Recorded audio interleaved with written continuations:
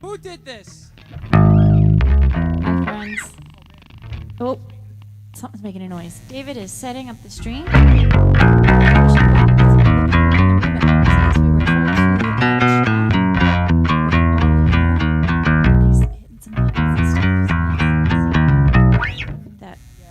Check. Cameras. I won't change the camera. I'm not changing the camera. Hey, we had an EP come out today. How's that make you feel? We did. Feeling pretty good about that. Better. So what we're gonna do right now tonight? Yeah, I know. It seems like we're low in volume on Logic. See Logic? Scroll down. See Logic? Yeah. Blue. What about there we now?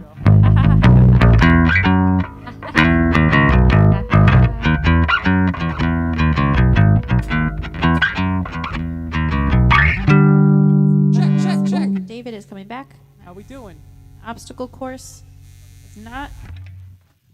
That's what I'm doing.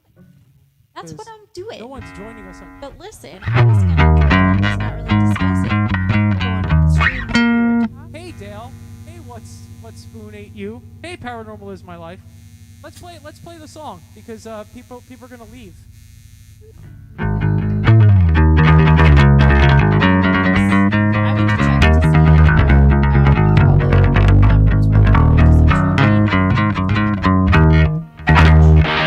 we really sneaky. We're gonna play the EP right now, so enjoy, and then we're gonna tell stories about it. Yep. Tell us stories about your day.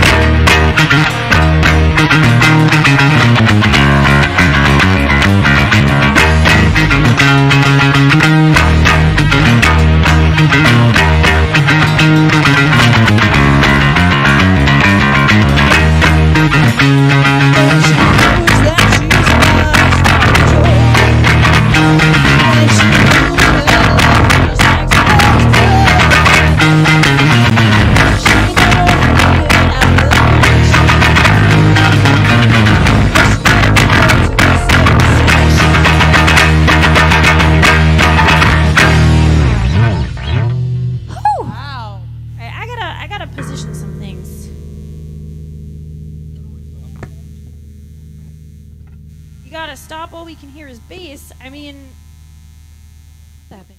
That's the problem. The problem is that All our bass are. yeah.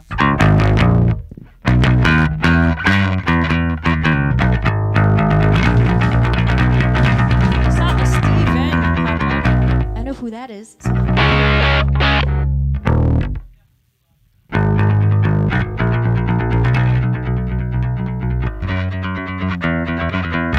Hey, Mr. Land, what's going on in New Hampshire? Will we see you next week in Boston? And hey, Short Brunette Communications. Paranormal is my life. I think we fixed it, but we might have to fix it again. Okay.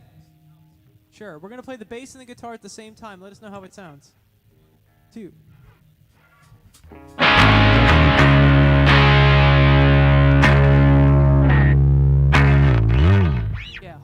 That's right. It was music to my Well, it'd be ears. good to see you in Boston. Hey, David, can you put that window up that had the TikTok on? Because Logic is now there. Sorry, I was trying to check on all the Woo! at the same time. I started playing. Thank you, I couldn't do Paranormal is it. my life. Who says it? Tonight what we're doing is we're going to talk about the EP a little bit. It's an EP today called Betterer Days, and we've been working on it for a while. And EP release day is always such a weird day because we're really happy the EP's out, but like we haven't like thought about we haven't recorded or done anything in months with the EP, but you know it takes its time to do all that stuff. So you know, as a celebration of 10 years of this album, we wanted to record some of our old classics from there. And Losing Control, it was weird. So this was a song I had started to write before Bad Mary was a thing. So I had two songs. I had the song that would become Losing Control and the song that would become Space Girl written. They were about different things at that time. I was writing some sort of concept record, superhero based. It was weird. It was very strange, and it probably wasn't any good. But eventually, what we did is when Bad Mary got together, we started, you know, writing our own music. We needed some songs, so these were the two of the first two songs I brought to the band, and I had the music done for Losing Control and a general idea of, you know, kind of the concept of the song and a handful of lyrics written. And then I remember asking Amanda to help me out because always what's really good for where I'm coming from in writing this music, and you know, any music that I start writing, you know, build the skeleton for, because obviously we all write stuff together when it's all said and done. You know, Amanda's a really good vocal like editor. She can help hone in ideas. So I give the song to Amanda at that point lyrically, say, hey, do something with this if you can, and she did. We were talking about Losing Control recently, I think, because that was if you were following our stories and stuff, because we posted a bunch about it, but we were. I'm sorry, I can't talk to the audience while you guys are talking about me. It's very distracting, and I'm very confused.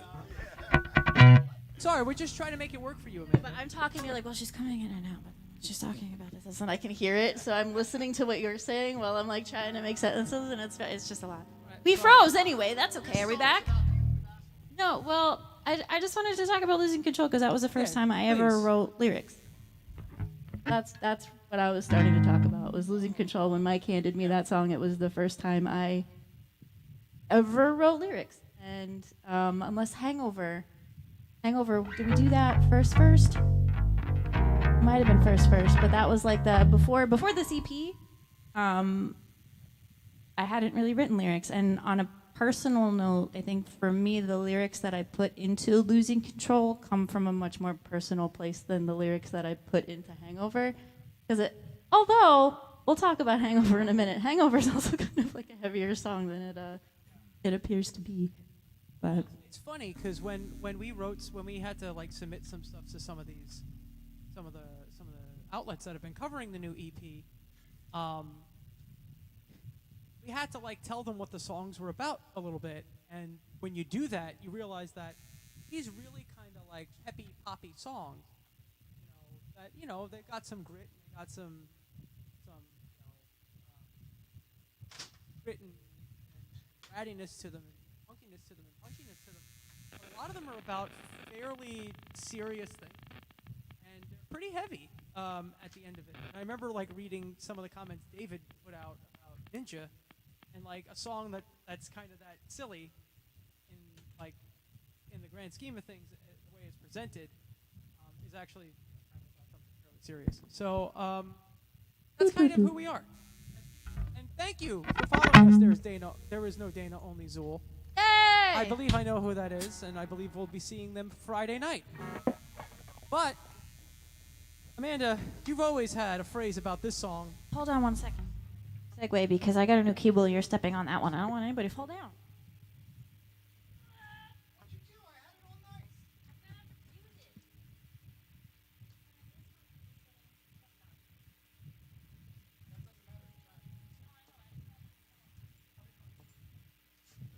Worst things have happened.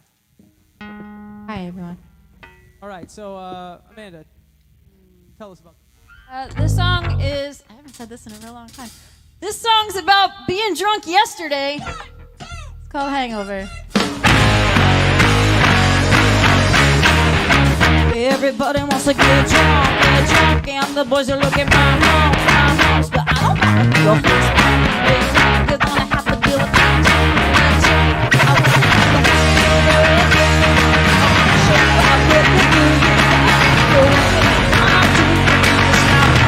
It's not you, everybody wants to go. I should have done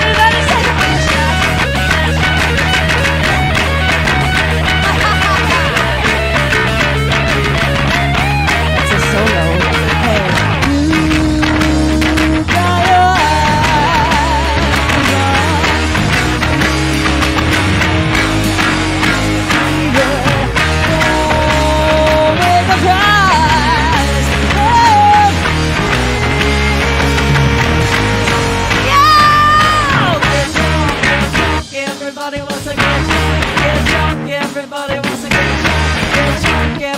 wants to get drunk. I want to have a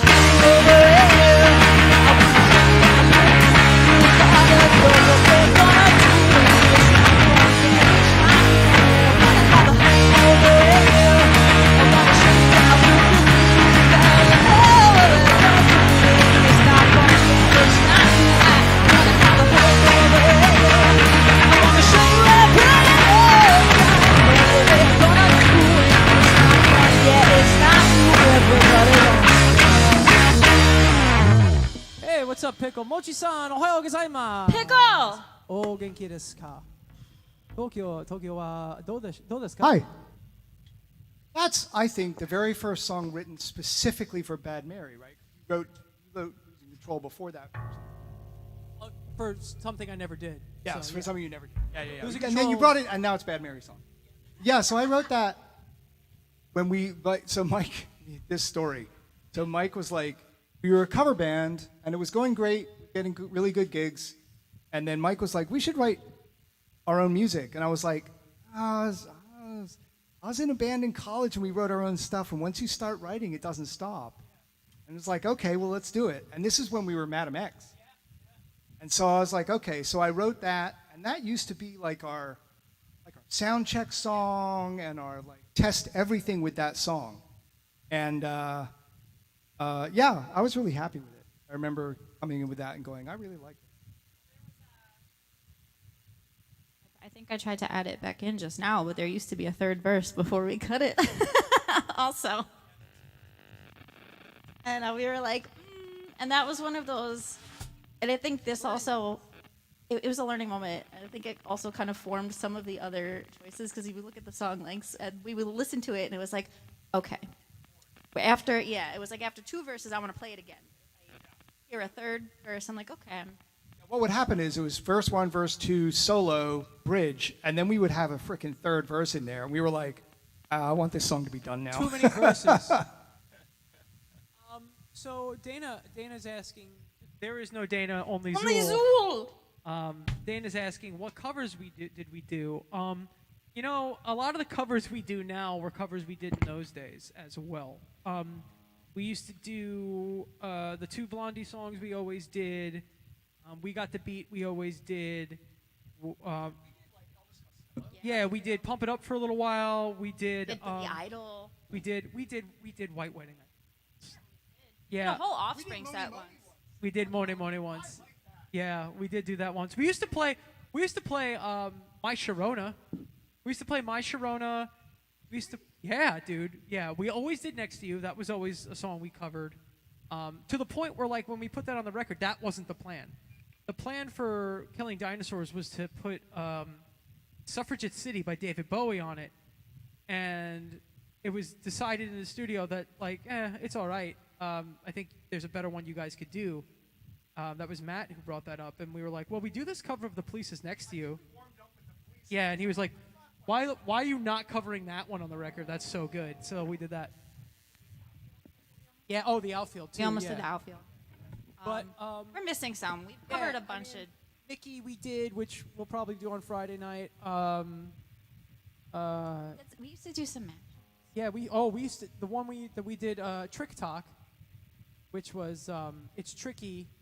We used to play It's Tricky. And we used to play It's Tricky. And Kesha's TikTok in the middle of it, Amanda would do. But we used to play It's Tricky by Run DMC, which was always a really good one. And then the mashup we used to do was Whole Lot of Single Ladies, which was Whole Lot of Love with all the single ladies.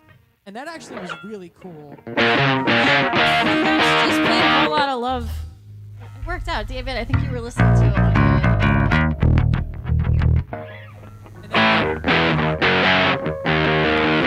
Oh, we did that for a little while, right?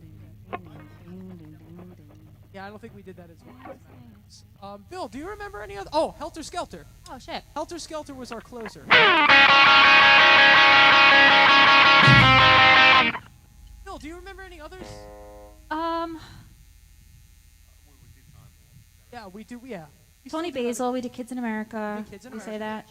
Why don't you? Yeah. Well, we did the whole. I actually think we should bring. We did a Why Don't whole You Get a entire Job back. Offspring set one night. Lady Gaga. Yeah, we used to do Bad Poker. Romance. Did we do Poker Face too? That was David and the That was Hendersons. David and the Hendersons. We did Bad Romance. Actually, I think we should bring back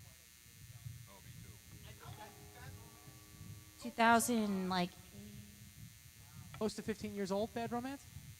I remember, this isn't Bad Romance, but when Telephone came out, like, Oh, I yeah, remember See You that Again. Alpha where that See You video Again. came out and we put it on the projector because no one had smartphones yet. So you could Actually. watch it.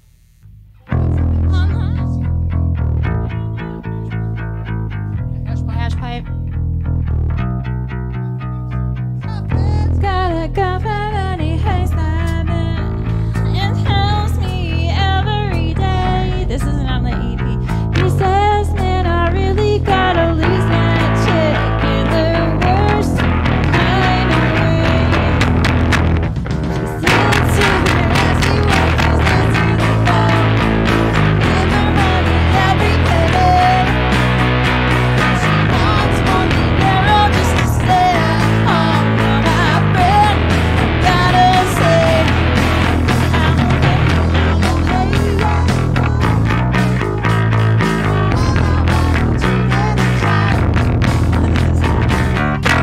okay, yeah. Actually, we could totally do that. It's not that hard. I can play the ukulele now too. Yes, in American. Because I had it, I started it with it, and that's when I like first started, and I was like, I know A, okay. Yeah. We used to do Cherry Bomb and Bad Reputation. Yeah. Actually, I think Amanda and I did Cherry Bomb on the acoustic stream a couple of weeks ago. Yeah, and it came out pretty good. Oh, Misfits? Yeah, we do. Oh, Hybrid Moments. Yeah, David, you actually have recordings of a lot of the covers. David does.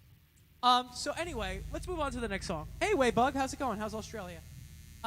So the next song is Better Days, which David actually named the record after when we were talking.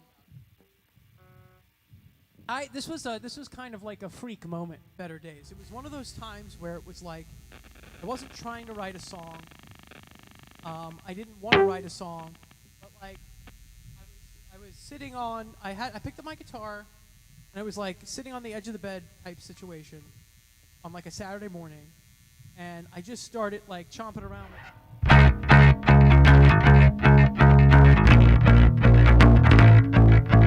And then like I came up with I said something. I was like, I've had better days or something, and I was like, that's a song, and I took the next like half hour, 45 minutes to like plunk it out, and it's kind of in the vein of like, it's kind of in the vein of like Operation Ivy's Knowledge, but more so the Green Day cover of Operation Ivy's Knowledge. And that's why I sing Knowledge in the middle of it when we do it live, because that's kind of like the homage of where, the lineage of where that song comes from. And that song is kind of like, I always joke, it's like a millennial battle cry. It's kind of like this, everything's kind of miserable a lot. And even on, your worst day, always seem to get worse.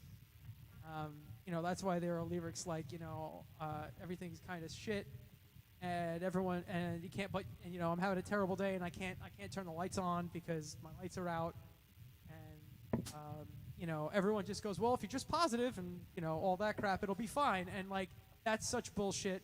It's not true, and it sucks. But we wrote this kind of like almost like pseudo ska song for it. And this is another one Amanda stepped in and really helped out on some of the lyrics, too. I would say I think a positive attitude is a good thing, but toxic positivity is not helpful to anybody. Like, the last thing I want to hear when I get shit on by a bird is, oh, that's good luck. Like, no, please just leave me the fuck alone. So that's the type of attitude I get. And, that's just how it goes. So this song is the title track off the record. Sadly, it's not the title track off this EP. But I think that would be harder to sing. Yeah, exactly. And here we go. We're doing it again, and we're doing it better. Here's Better Days. What's actually funny about that is that was originally written as a guitar part, and David was like, just do it on the bass. I don't want to play that.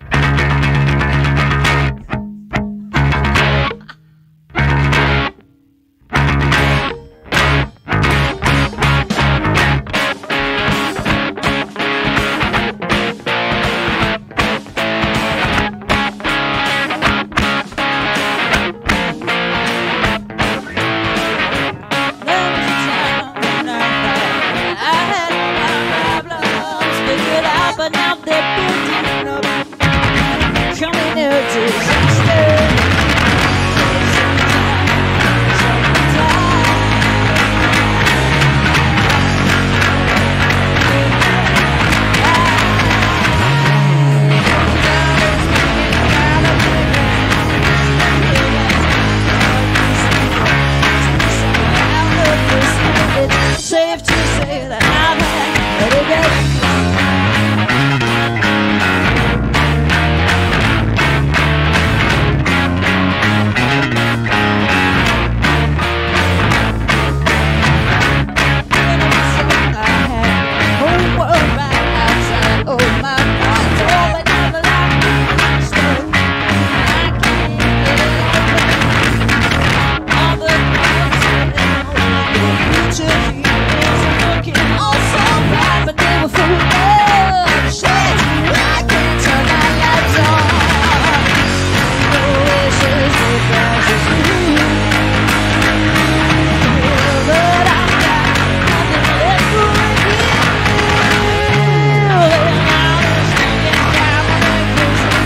say that I've had better days.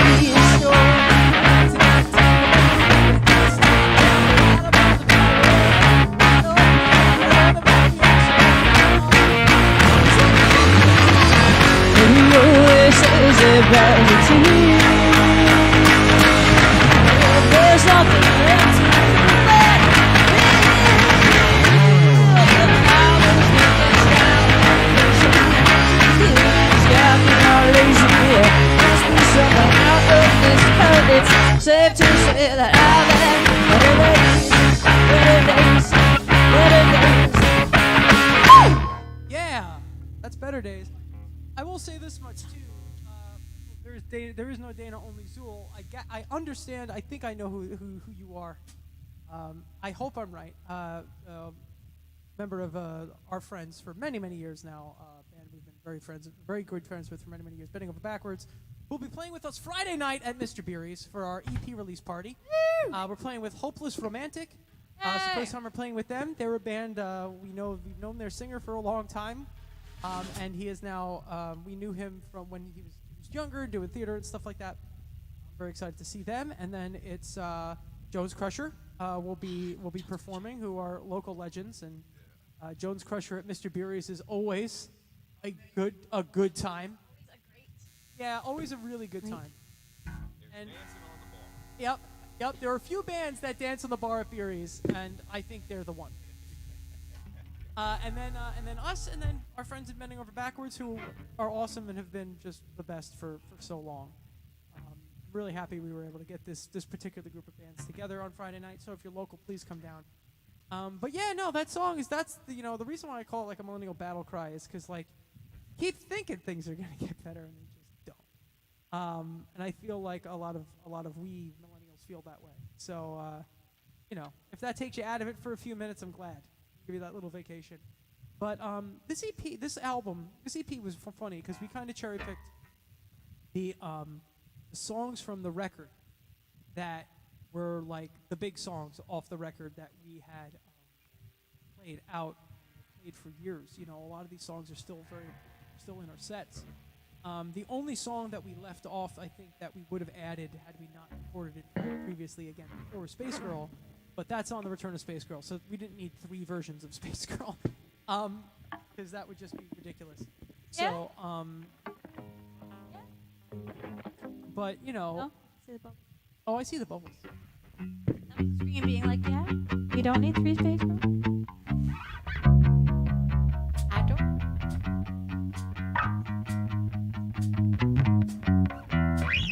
So yeah, and also like we had new album art. Art David came up with a bunch of years ago when he did like the Manga Mary thing. Some of you have that shirt. That was a once in a lifetime work. What? It's doing what? Oh, it's cutting in and out. Oh, yeah. It'll be all right. What can we do? All right, so don't know where the line is, David. I think this is you. You got to talk about this one. Oh. You and Amanda probably. So one of my big inspirations for songwriting, oddly enough, is AC/DC. And what I like about them a lot, they'll take a phrase that we've all heard before, like or have a drink on me or something like that, and then write an entire song using that phrase as like. And I was thinking about like when somebody's just like, don't cross that line, and you're just like, that's where it came from. Thinking about how to use that phrase as a song. So then it was like, oh, I don't even know where that line is that you're talking about. Somebody asked me, I said, that feeling when you're really, really angry and somebody says, calm down. That's what this song represents. It's like, no, I'm not going to calm down. And actually, I've said this to the band before. For some reason, I'm proud of a lot of the songs, but I'm really proud of the song. I don't know why. I like the syncopation. Yeah, it's really good. I like It's really good. I like Yeah. stuff. This was when I was like, oh, this is when I was really finding my groove writing songs for this band. Yeah. I'd done Hangover. Yeah. I was like, I don't know what else to do. And then so this one was like, I think this might be the second song that I wrote for the band. I was like, oh, I think so. I know what I'm doing. I think so. I veered off course with a couple of others. Well, you know what though? That's that whole first album. We were trying to figure out what we were going to do. Because you could even say Better Days you probably wouldn't have written that. No, probably You not. know what I mean? Probably like not. some of these others maybe, but Yeah, Better Days. no, maybe Better not. Days- Ninja never would have heard it. Maybe. I don't think. We'll get to that song. Yeah, Paranormal is Life. We know it's something. We know, but if we try and fix the mics, then everything will collapse and we'll lose all of you. Yeah. And So I I think don't know. honestly, I think it might actually just be that microphone. No, 'Cause it's yours, too. It's mine too. I'm cutting in and out. All right. Listen, we're gonna just have to deal with it tonight. Sorry. You know the lyrics. It's just one of those things. Honestly, the system probably just needs to be rebooted, as always. So we're gonna just have to deal with it. But yeah. So when we get to by the time we get to like Killing Dinosaurs, we were more in the vein of like what we were trying to write for this band. Even though I think Killing Dinosaurs is, Dana Dana says in the chat, her favorite EP of ours, which I really appreciate. So thank you for that, Dana. But I think by the time we get to Killing Dinosaurs, and that's more aggressive than we had been. And not saying that we like petered out, but like the songs from Betterer Days, plus like we're in this when we're writing stuff now, we're kind of in this realm that's in between the poppiness, punchiness, power poppiness of like Betterer Days, with kind of the more aggressive, punchy, side of what we did with Killing Dinosaurs. But then, you go to Glitter Bomb and we have songs like Soulmate, which I think is like almost like a classic kind of hardcore song. And then, obviously Want What I Want is a song that's like really aggressive. So, it's just one of those things where I think we really hit our stride when we were writing some of these songs. And I think, David, I think you're right. I think when you came out with this one, I don't know where the line is, I think we were really hitting exactly what we wanted to do. And, I think it's really cool, and it's always really cool to play it directly out of Space Girl at a live show.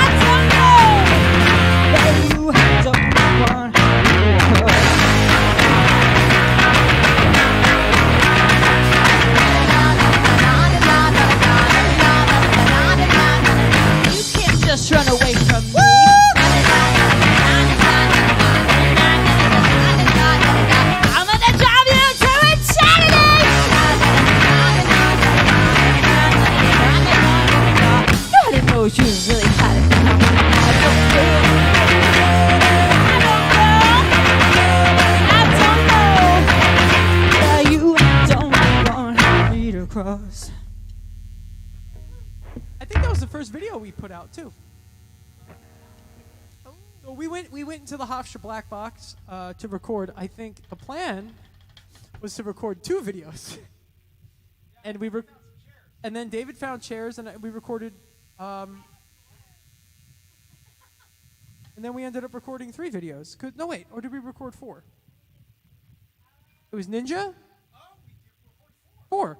Ninja, Space Girl, Don't Know Where the Line Is, and Better Days. So the plan was to go and record 2 videos. And then David was like, I have an idea for Don't Know Where the Line Is. Then we recorded that one. And then he was like, I have an idea for Better Days. And then we recorded that one. And I really liked the new Better Days video, but a lot. But I really like the old one too, because the old one is funny. David's reading a book. He's specifically reading one of Sue's books. Amanda's dancing on, kind of squirming around on a chair. I think, Bill, you're just smoking. Some rings, floating rings in the back. And I was playing Game Boy, and the trivia question for years was, what am I playing on Game Boy? I think I was playing my Pokemon Red cartridge, but the battery had died. So I lost my save file when I was a kid. So like that's what happens with the games. The battery only lasts like 15 years. You gotta pop the battery. Like there's a way to like, they do things now where they save the battery. They save the save file and they save the battery, and there's like a whole thing. You replace the battery. But yeah, I was playing Pokemon Red, and like my old brick Game Boy, I couldn't see shit in that room because Game Boy didn't have a light. But that was a fun video, and that was like something we did last minute. So yeah, so for those of you who ask, how does David come up with his video ideas? It's always last minute. It's always we show up and he's like, I have an idea, just do this.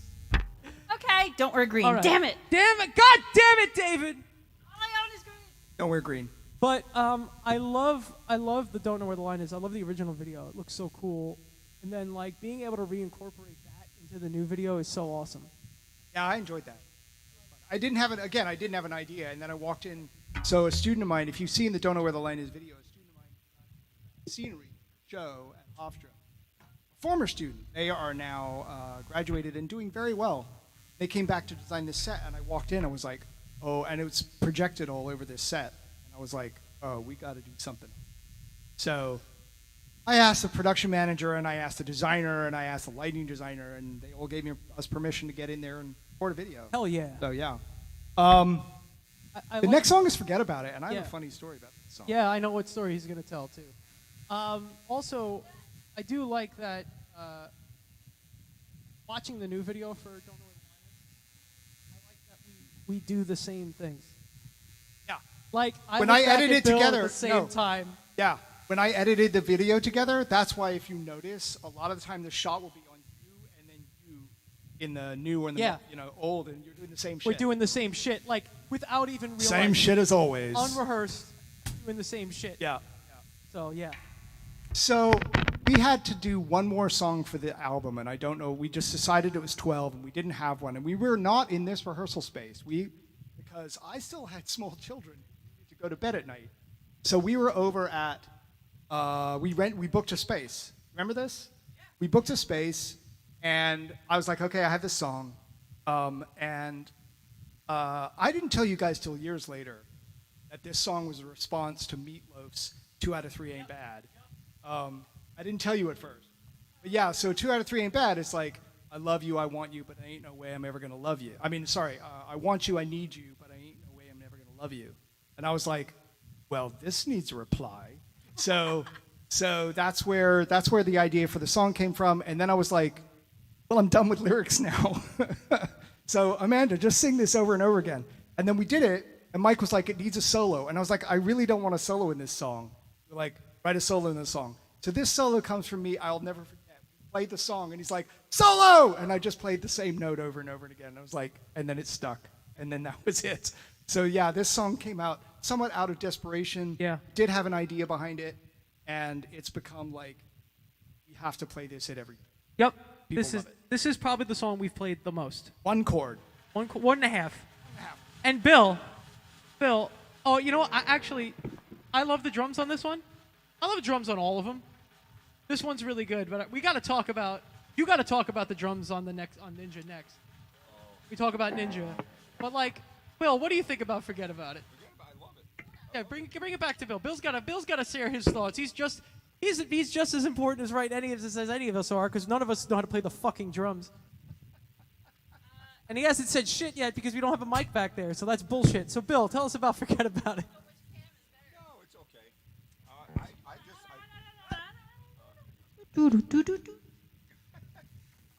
I like the rhythm in this song. That's one of the things that I always go for with Bad Mary stuff, is trying to do a different rhythm.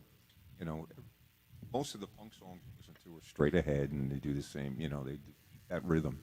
I like this because it's a little different, and to share with you guys, the only thing that I might not like about this song is when we play it out live. I play that thing 100 times before they decide to kick in and actually do it. That is solely my fault, by the way. And I'm sitting back there pouring sweat. And, are you ready? I've been ready for 10 minutes. I'm playing this thing, But this tune, I think, stands out, And I love that thing. You need me, you want me. But that's not enough. So forget about it. Love it. All right, folks. Bill, we're not going to make you play it that many times tonight. Here's Forget About It.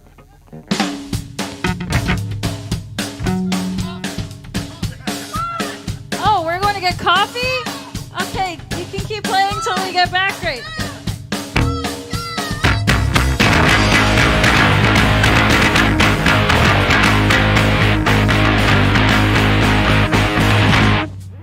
I say, I love you. You say, you need me. You say, you want me. I say, forget about it.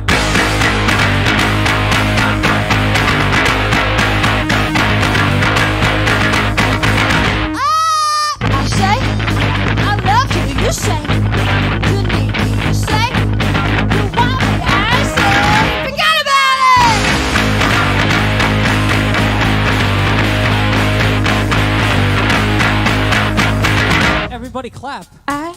I say I love you.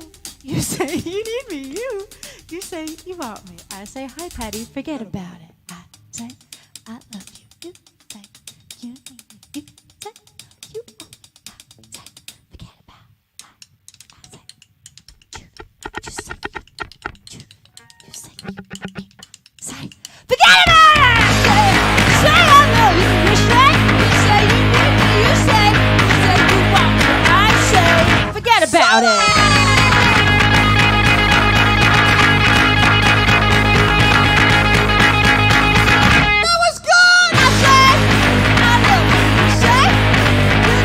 You say you want me. I say forget about it. So the funny thing about that, about the solo thing, yes, I definitely told David it needed a solo because it needed something, and he did that in the rehearsal. And like, it wasn't the on stage bit, like it wasn't that was good, but I remember going like, yes, that's what it needed. And then that became a thing. I don't know where that came from. The bit where I'm like, this is a really hard solo. Everyone needs to like. That wasn't until relatively recently, like probably 6 years ago. Probably, yeah. I mean, relative to when that song was written. Yes. Halfway through the life of the song. Yeah. I remember the evolution of that bit kind of because like we started playing it and didn't really say anything, and then it was one of those like because we have been playing it since it's like okay, what do we do to like introduce forget about it a little bit, and then that's kind of turned into its own other thing. Like, we can't, like, not only do we have to play Forget About It like every show, at the same time, I once said, all right, maybe it's time to retire the bit. And everyone said, do not retire the bit. Because the people who don't know it, oh, this is so funny. We have more live video of that song Yes. than any other song. Because Mike's like, there's a really hard solo in this song. And so everybody gets their phone out waiting to record the solo. And they're like, fucking hell. but yeah. It's great. So, but everybody who knows the bit, Yeah. like, can't wait for the bit. Yeah. And they're there with their friends going, this is great. And then, This is great. and then, like, they all know when the That's Was Good happens, Yeah. and everyone and cheers. then people who don't know it, we just played with some band from Germany. Yeah. Who came over at Mr. Beery's, and I'm watching them, and they like start paying attention, like, oh, we have to look at this solo he's going to play. And I'm like, you wait. You son of a bitch. You wait. So another funny thing about specifically that moment and that bit, I did it in Japan, and I tried my hardest to be like, you know, say this in Japanese, and I said it in Japanese. I'm like, in this song, there's a very difficult guitar solo, all right, and you know, the Japanese audiences are really cool. They're all putting their hands. They're all do. All right. So for those of you who don't know this, I do the Goku thing. Right? Put the hands up in the air. Give it that good energy. Anyone who's ever watched Dragon Ball Z knows that's what Goku does when he does the Spirit Bomb. That's my homage to that art being instrumental and very, very important to songwriting and all that shit. But I was doing it in Japan, and obviously the whole room knows it. There was actually a guy that night who spiked his hair up and told me he was Vegeta, and that was one of my 3 like fireball fights I had with people in Japan on tour. It was fucking great. So I'd say in Japanese, you know, hey, this song has a really hard guitar solo in it. And our friend Tom Donnelly, who lives over in Japan, great guy. He's the guy that got me in touch with Fender to get that bass. So Tom Donnelly is a fucking hero forever in my book. But he's a hero in my book for forever. I gotta always make sure, because I kind of screwed up the last time I shared the story. Every time I share that story, I have to tag him in it too, because he was instrumental in making that connection. I would never have had a bass for that first show if it wasn't for Tom. So Tom, I'm not sure if you're watching this or whatever. You're the man. Thank you so much. I know. You're awesome. So Tom's in the audience, and he's watching us play, and he's doing what David said. I'm like, oh, this got a really hard guitar solo in it. Let's make a big deal about it. and David plays the guitar solo. And as he's playing the guitar solo and finishes the guitar solo, and I say that was good, I audibly hear Tom laugh in the audience and almost like double over himself. He's laughing that hard. And after the show, he goes, dude, I said, thank you so much for getting that joke. He goes, you don't understand. That's one of the funniest stage bits I have ever seen. There is so much built up to complete total bullshit. And I'm like, yes, thank you. You understand what we're trying to do. So Ninja David. Wait, Bambalam Rambalam is on TikTok. Hey, Bambalam, Rambalam. Bambalam Rambalam. How you doing?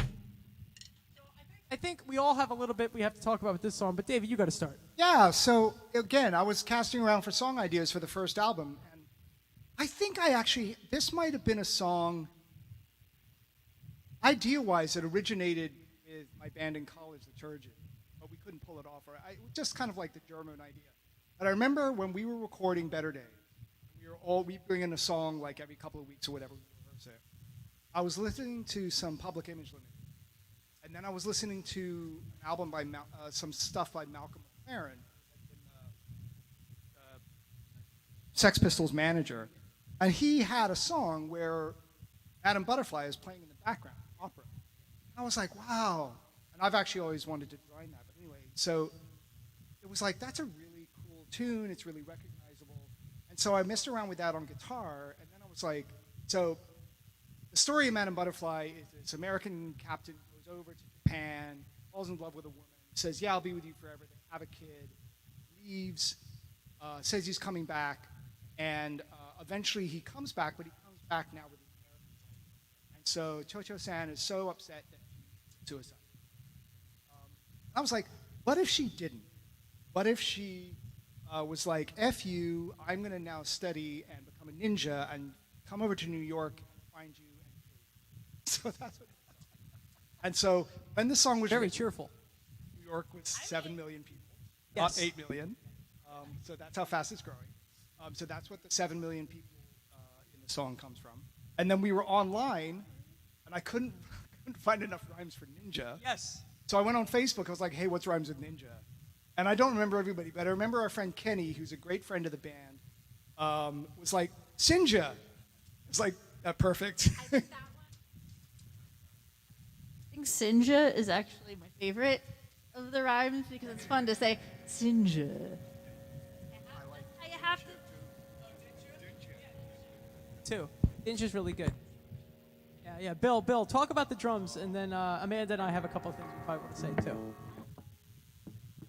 Yeah, this was a fun one. I mean, they're all fun, but this was in particular when we did the.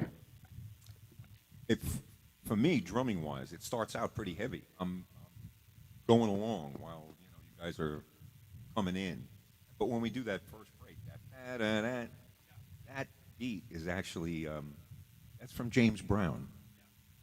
That's a funk, funk beat from the James Brown band that said, you know what, this would fit great here. And I've been playing that ever since, and I love it. I love having that outer worldly thing inside this, Yeah. Really cool. And It's amazing. I love playing the song, but I know I'm going to sweat when we do it, But it's a cool tune, really Yeah. cool tune. Yeah, it was. It's one of those other songs that we've always played. It's almost always in our set list, and we knew going into it that once we had written the lyrics, we saw the lyrics and we did that stuff. This is not a song we're ever going to put on radio. Yeah, or maybe a movie if we're lucky. But the funny story behind that was David had written the song, and we really liked it, and we were talking about it, and he had some other things. He had some other things that were going to be said before the word ninja. Forget what it was. There was something there already, and I was like, I remember looking at it, I'm like, I don't love this, David. I don't mean to criticize your lyrics, but I just don't love this thing. And David, we were in his office, I was working at the university at the time, and I go, David, I don't really love this. I think we should change these lyrics. And he was just like, yeah, I don't know, blah, blah, blah. He goes, I need something that says, bop, bop, bop, bop, ninja. And I looked at him, and he was just like, what? I'm like, you know what the words have to be. Right? He was just like, oh, for fuck's sake. And his response was like, yeah, you knew it deep down in your heart. And I looked at him like, David, you know what those lyrics have to be. And he was like, oh. And then I think you said something like, but I have young kids. So that was when Motherfucking Ninja was born. And this song has become such a special part of what we do. And it's kind of been one of the more important songs in our library. It's got its own T-shirt. Green Day ripped it off. It's all these things. So, Amanda, what do you have to say? Hey, what's up, Ramble-am, What's up, Amble-am, Ramble-am? That's what I gotta. Ninja's a lot of fun. Ninja's a really fun song. I have enjoyed the couple of times where I have had to like edit it on the fly because I have been at like The beach concert was the most famous because that was advertised as like family-friendly event. So you can't that was not gonna fly. So there was a lot of super awesome, sexy, Yeah. crazy. Super awesome was what you went with. Yeah. Which is Super kind of, awesome ninja. Which is kind of like Aquabats lyrics. I understand the Scuba Aquabats are diving like ninja. assholes now, but either way. Homicidal Ninja. Oh, Yeah, man, that now was we a know fun. that.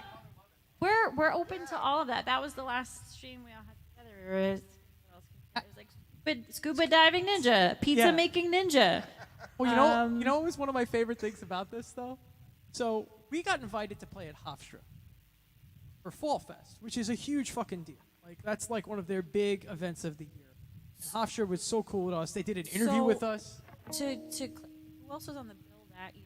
It's like Lil Wayne, CNC Music CNC Music Factory. Factory, and that U2 tribute band. A U2 tribute band that accused us of stealing their harmonicas, which we absolutely Oh, did not. yeah. That's another story. That's another a story for tangent. another time. I'll tell you about the harmonica story because I got accused of stealing harmonicas by fake Bono. So, so we were playing, and Hofstra had us come and perform, and it was right after we had created the Motherfucking Ninja shirt. David finally put that shirt together, and that was one of the key images that we had. They had a big screen behind us, and that was one of the images they kept using. And we were all kind of like, I hope like events management is okay with this is who we are. And they all bought the shirts.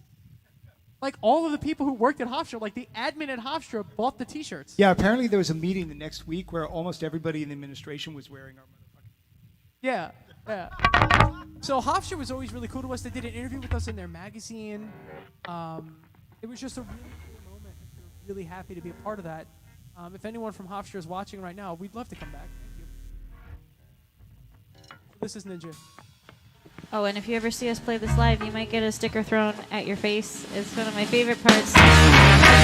Sometimes my aim is good, sometimes it's not. But you know what? They're gonna be flying. Repeat after us. You best watch out, cause I'm a motherfucking ninja. You best watch out, cause I'm a motherfucking ninja. You best watch out, cause I'm a motherfucking ninja.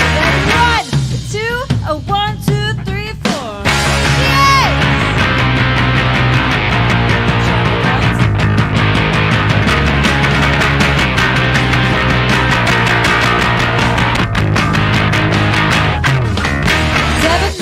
And I'm walking all alone. I don't see nothing when I call you on the phone. I bet you thought that I was just good looking ninja. Watch out, 'cause I'm a fucking ninja.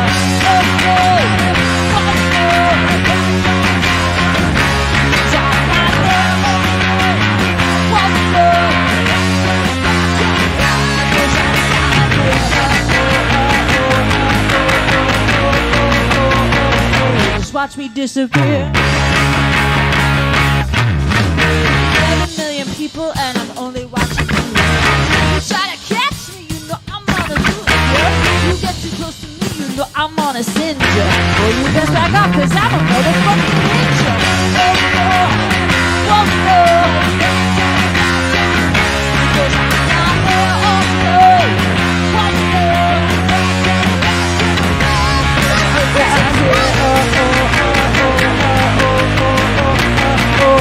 there, just watch me disappear.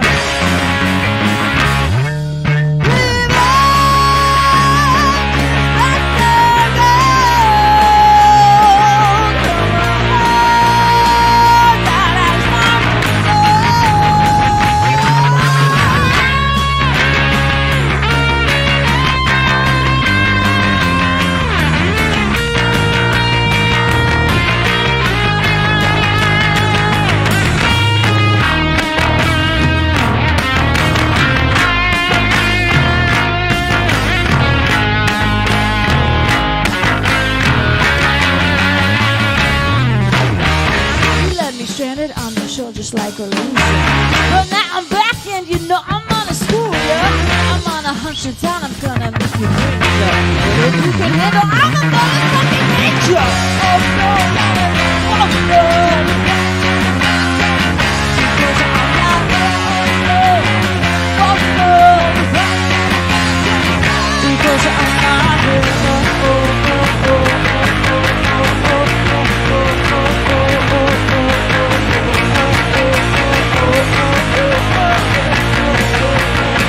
Just watch me disappear. All right, and that's the record. That's 9 o'clock, folks. So, fantastic work, band. Wow, Dead Mary Storytellers is a good time.